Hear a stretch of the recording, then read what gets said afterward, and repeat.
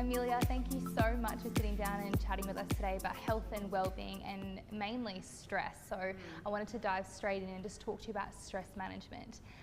Specifically in real estate and property, we're on the go, we're attached to our phones, we're highly stimulated. What are some ways that we can manage our stress day to day? I think the first step that we need to actually do is recognise if we're stressed. So spending a little time on self-reflection and asking ourselves, how often are we having these mental breakdowns? If they're occurring, once a week, even once a fortnight, I feel like this is too often, and we really need to look into our lifestyles to see what is actually going wrong. The first thing that we can check is when we say we have one coffee a day, is that one coffee with 4 shots, or is that one coffee?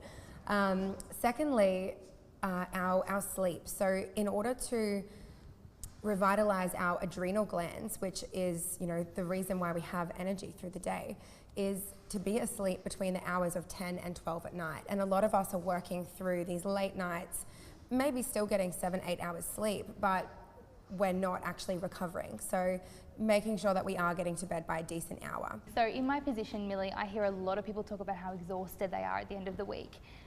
Is it normal for us to be feeling this type of tiredness or exhaustion every single week?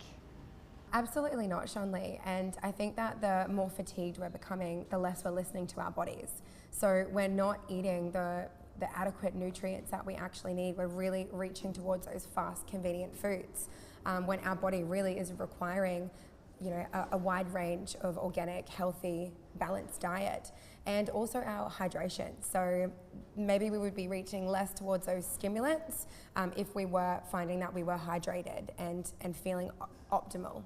So Amelia, if we're talking directly to, say, a real estate agent or a property manager or someone in that industry who is in the fast-paced environment where they are on the go and they are problem solving for a living, what are some key stress management tips that you would offer these people? If we're living fast-paced careers, I think what's important is to balance ourselves by slowing down our lifestyle. So taking the time to exercise or do some form of movement, maybe outdoor walking, maybe some yoga, that's actually taking time to slow down our breath and really anchor, set the tone for the day. Starting a day with something that I like is sun salutations. So this is a very easy flow to remember. You can find many versions on Google, and you can do it anywhere, anytime. So just taking that extra 10 minutes a day to really take the time to breathe, to stretch, to start to move your body. And when we're talking about setting that tone for the day, leaving the house feeling more relaxed than rushing out the door within 5 seconds, 3 shots of coffee down.